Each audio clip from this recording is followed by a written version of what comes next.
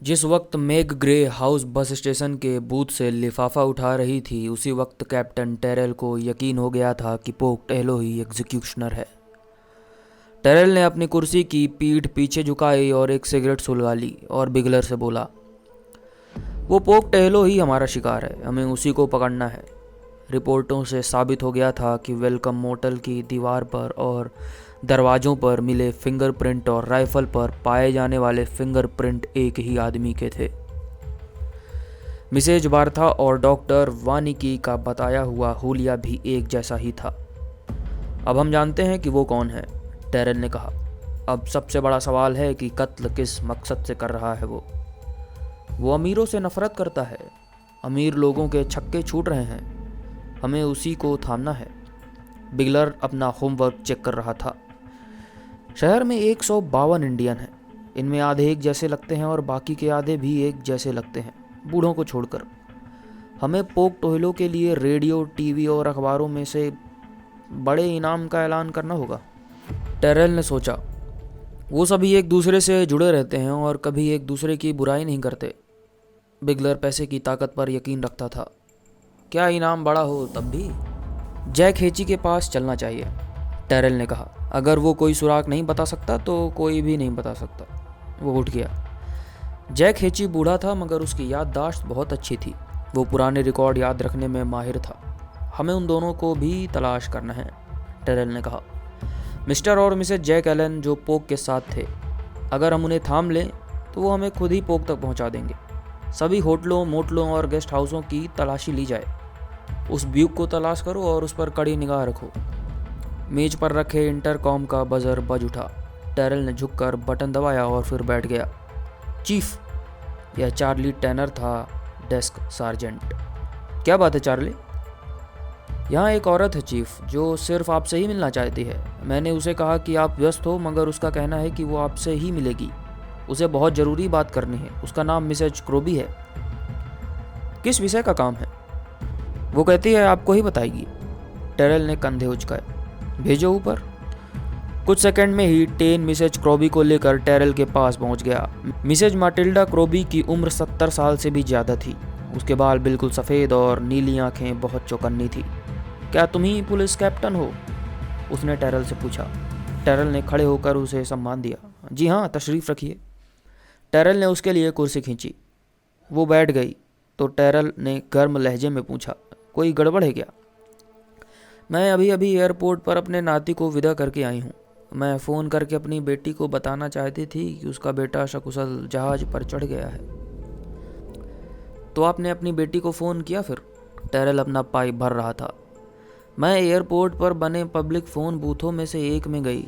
वहाँ अचानक मेरा पर्स गिर गया। तुम यह समझ लो कि बुढ़ापे में चीज़ें गिरती रहती हैं इंसान के हाथ से।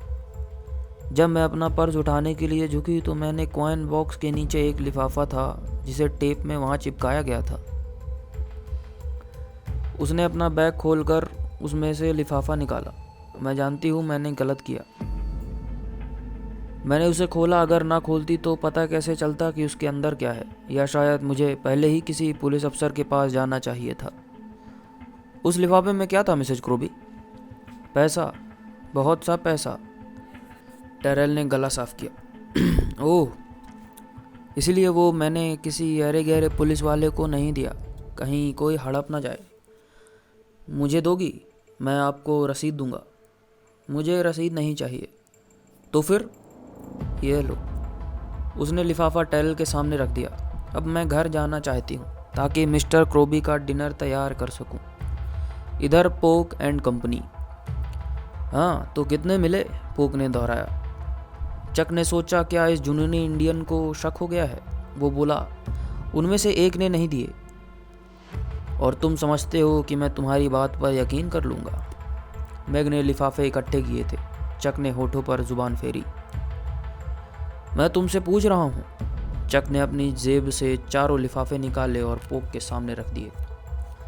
उनमें से एक ने नहीं दिए। मैग ने सभी बूथ दोबारा चेक किए मगर लिफाफा किसी में नहीं था। पोक लिफाफे खोल रहा था। उसने डॉलर गिनना शुरू किया। चक देख रहा था। उसने $600 अलग करके चक की तरफ उछाल दिए। कल 5 लिफाफे और। पोक उठा और चक के पास से गुजरते हुए कमरे से बाहर निकल गया। वहाँ से वो मोटे रेड इंडियन ओसडो के पास गया। ओसेडो सदा मुस्कुराता रहता था और यह मुस्कुराहट उसके खतरनाक मुजरिम के चेहरे को छुपाए रखती थी।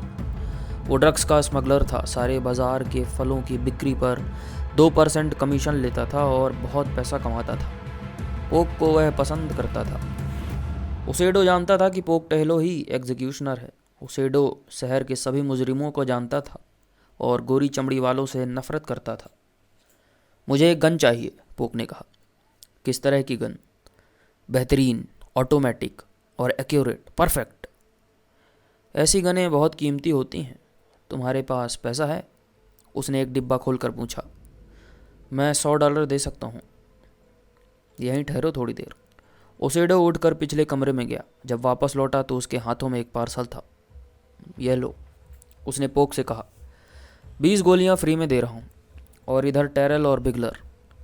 उनके सामने $500 के नोट पड़े थे और एक अल्टीमेटम एग्जीक्यूशनर की तरफ से। यह सबसे स्पष्ट मैसेज है, धमकी भरा, टेरल ने कहा। लगता है इसी तरह क्लब के दूसरे मेंबर भी उस कातिल की मांगें पूरी कर रहे होंगे। वो सोच रहे होंगे मरने वालों को पैसा नहीं दिया तो इसलिए मारे गए। अब बाकी लोग अपनी जान बचाने के लिए उसकी मांग पर पैसा चुका रहे हैं। यह रकम हैंसन ने रखी थी। मैं उसे पुलिस सुरक्षा दूंगा क्योंकि पोक टेहलो सोचेगा कि हैंसन ने रकम नहीं दी। वो उसके पीछे ज़रूर पड़ेगा। बिगलर डिटेक्टिव रूम में जा रहा था और आगे का प्रोग्राम तय कर रहा था। और इधर पोक सोच रहा था कि वो हैंसन को जिंदा नहीं छोड़ सकता। वो यह भी नहीं जानता था कि इस वक्त 2:20 पर हैंसन अपने ऑफिस में आराम कर रहा होगा। पोक क्लब के गेट से घुसता सोच रहा था। फिर वो अंधेरे कॉरिडोर से गुजरकर बाहर की तरफ गया जहां उसने अपने बाप बोक को काम करते हुए देखा। उसके दिल में आया कि अपने शरीफ बाप से 2 पल मुलाकात कर ले, मगर उसने ऐसा नहीं किया। आगे बढ़ गया। उसने आगे बढ़कर हैंसन के ऑफिस के दरवाजे का हैंडल पकड़कर घुमाया। पोक अंदर घुसा। सामने हैंसन मेज के पीछे कुर्सी पर मौजूद था। दोनों ने एक दूसरे की तरफ देखा। अंदर क्यों आए हो तुम? फिर अचानक हैंसन ने पोक को पहचाना और कुर्सी से उठने की कोशिश की। तो तुम? पहली गोली हैंसन के कंधे पर लगी। वो वापस कुर्सी पर गिरा। दूसरी गोली उसके चेहरे पर पड़ी और हैंसन का जबड़ा तोड़ गई। तीसरी गोली उसके पेट में आ घुसी। 10 मिनट बाद जब टेरल वहां पहुंचा तो हैंसन की खून से लथपथ विभत्स लाश कुर्सी में पड़ी हुई थी।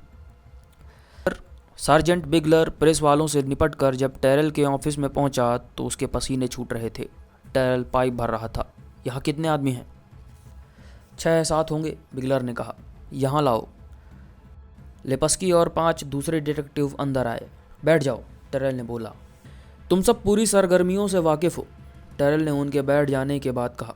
हमें 3 लोगों की ज़रूरत है, एक पोक टेहलो और 2 उसके अमेरिकन गोरे साथी। अगर हम किसी एक को भी पकड़ने में कामयाब हो गए तो बाकी को पकड़ना आसान होगा। पोक क्लब के मेंबर को जान का खौफ दिखाकर पैसा मांग रहा है और वो दे रहे हैं। हैंसन इसलिए मारा गया कि उसने जो रकम एयरपोर्ट के फ़ोन बूथ में छोड़ी थी वो मिसेस डॉली के हाथ लग गई और पोक को नहीं मिल पाई। ब्लैकमेलिंग का यह जाल पूरे शहर में फैलाया जा सकता है। डेव और जैक, तुम दोनों सीधे एयरपोर्ट पर जाओ और फ़ोन बूथों पर कड़ी निगरानी रखो। एयरपोर्ट पर जैक ने टेलीफोन बूथ में वो लिफाफा खोज लिया। उसने टेरल के नंबर डायल किए। कैप्टन, मैंने लिफाफा पा लिया है। टेरल ने गहरी सांस ली। गुड, एयरपोर्ट छोड़ दो और लेपस्की को रिपोर्ट करो। लेपस्की उस वक्त कार में बैठा था और वायरलेस पर टेरल की आवाज़ सुन रहा था। जैक ने वो लिफाफा बूथ बी में पा लिया है, लेपस्की, टेरल ने कहा। आगे की कार्रवाई अपने विवेक से करो। लेपस्की ने अपना 38 कैलिबर का रिवॉल्वर छुआ। यस कैप्टन, मैं उसी वक्त रिपोर्ट दूंगा जब कोई घटना होगी। जैक उसके पास आया। जैक, सबको होशियार कर दो, मैं अंदर जाकर नज़र रखूंगा। वो कार से बाहर आया। बूथ ऑनलाइन के पास से गुजरकर वो गैलरी में पहुंचा जहां वो सारे टेलीफोन बूथों पर नज़र रख सकता था। और इधर चक सिर्फ आज पर यकीन रखता था, भविष्य की उसे जरा भी परवाह नहीं थी। उसे फिक्र नहीं थी कि इस कांड में मिला पैसा खर्च हो जाने के बाद वो क्या करेगा। उसने सोचा था कि फिर कोई पोक आदमी मिल जाएगा, वो कल की फिक्र आज क्यों करे। कार उसने समुंदर किनारे तक दौड़ाई, फिर संतुष्ट होकर उसे पार कर दिया। पहले वो एयरपोर्ट जाएगा, फिर हाईवे नंबर 25 और उसके बाद लॉस एंजल्स। वक्त था 10:45। मैग को चक ने बिस्तर पर ही बता दिया था कि उसे कहाँ मिलेगा। मैग निश्चित जगह पर उसे मिल गई। गोदी का वो इलाका जहाँ वो दोनों इस वक्त बैठे थे वीरान सा हो जाता था। चक हमेशा अपनी ही दुनिया में मगन रहता था। अखबार पढ़ता था, रेडियो सुनता, टीवी देखना उसे पसंद नहीं था। 11 बजे चक ने ब्यूक स्टार्ट की। जैसे ही बोलवर्ड की एक सड़क पर ब्यूक दौड़ रही थी, पुलिस ऑफिसर ओग्रेडी की निगाह उस ब्यूक पर पड़ी। उसने मैग और चक को देखा तो उसके हेडक्वार्टर से बताया गया कि हुलिया याद आ गया। वो सोच रहा था कि ब्यूक और ब्यूक में बैठे वे दोनों तीनों ही ऐसे हैं जिनकी उन्हें तलाश है। वो कुछ करना चाहता था। उसने बिगलर को ब्यूक के बारे में वायरलेस पर सूचना दी। बिगलर ने बोलवार्ड पर सतर्क बैठे पुलिस ऑफिसर जेसन को खबर दी। नीली ब्यूक 55789 तुम्हारे क्षेत्र से गुजर रही है, पीछा करो, नज़र में मत आना। जेसन ने कार स्टार्ट कर दी। वो दूसरे पुलिस वालों को भी सूचना दे रहा था। सामने चौराहा था, उन्हें रुक जाना पड़ा। इसी दौरान ब्यूक निगाहों में ओझल हो गई। जेसन ने बिगलर को इत्तला दी। चक ने कार रोक दी। जाओ मैगी। मैगी गई और बूथ नंबर 6 से लिफाफा उठा लाई। चक ने लिफाफा ग्लोब कंपार्टमेंट में रखा। फिर वो एक्लेसियर होटल पहुंचे। मैग लिफाफा लाई। चक ने कार के ग्लोब कंपार्टमेंट में रखा और ब्यूक रेलवे स्टेशन की तरफ दौड़ा दी। पैसा आसानी से मिल रहा है, चक ने कहा। 3 लिफाफे और फिर हम घर भाग जाएंगे। बिगलर को ब्यूक के गायब हो जाने की इत्तला मिली तो उसने उस रूट के सभी पुलिस वालों को सतर्क कर दिया। चक ने रेलवे स्टेशन पहुंचने के लिए ब्यूक एक गली में मोड़ दी। वहां पार्किंग की जगह नहीं थी। मैग उतर गई। चक कार आगे बढ़ा ले गया। मैग जब अपना काम करके वापस आई तो चक उसके पास आया और उसने दरवाज़ा खोला। लिफाफा, उसने कार स्टार्ट करते हुए कहा। यह लो। मैग ने लिफाफा उसकी गोद में डाल दिया। चक ने उठाकर ग्लोब कंपार्टमेंट में रख दिया। वहाँ पहले वाले लिफाफे रखे हुए थे। एक पुलिस वाले की निगाह ब्यूक पर पड़ी। उसने बिगलर को खबर की। बिगलर ने गश्ती गाड़ी नंबर 2 को सतर्क किया और ब्यूक उसी इलाके में थी। लेकिन ब्यूक ट्रैफिक जाम की वजह से कार नंबर 2 की नज़रों में से भी ओझल हो गई। इस खबर से बिगलर बौखला गया। मैग कार से बाहर आई। बूथ नंबर 4 सामने ही था। उसमें एक औरत फ़ोन कर रही थी। मैग ने औरत को एक तरफ धकेला और कॉइन बॉक्स से लिफाफा निकाल कर बाहर आ गई। जब वो एयरपोर्ट पहुंचे 12:15 बज रहे थे। चक बोला, come on baby, hurry up, आखिरी बार जाना है, फिर मज़े ही मज़े हैं हमारे। मैं कार से निकल कर आगे बढ़ गई। चक बड़बड़ाया, एक लिफाफा और फिर $3000 अपने। और लिपस्की, वो 11 बजे से ड्यूटी पर था। जैकोबी को रिपोर्ट के सिवा उसके पास कोई जानकारी नहीं थी। दोनों जासूस सतर्क थे। अचानक उनके कानों में बिगलर की आवाज़ पड़ी। वो वायरलेस सेट पर कह रहा था, आदमी और लड़की तुम्हारे रास्ते में हो सकते हैं। पेट्रोल कारों से कुछ देर के लिए ब्यूक खो गई थी। जैकोबी, लॉबी में जाओ, लेपस्की ने सुनकर कहा। हमें कामयाबी मिल सकती है। जैकोबी कार के बाहर गया तो लेपस्की ने चारों डिटेक्टिवों को सतर्क कर दिया। 11:15 बज रहे थे। सबसे पहले जैकोबी ने उसे देखा। लेपस्की की नज़र उस वक्त उस पर पड़ी जब वह बूथों के पास से गुजर रही थी। उसने एक लंबी और मैली सी लड़की को बूथ में घुसते देखा।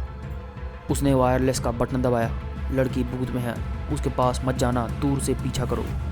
वायरलेस छोड़कर वो लॉबी में पहुंचा। लड़की अपना बैग हाथ में लिए बाहर जा रही थी। जैकोबी उसके पीछे था। लेपस्की उस बूथ में गया जहां से लड़की निकली थी। उसने बूथ चेक किया, वो खाली था। यही वो औरत है। उसने फिर वायरलेस का बटन दबाया।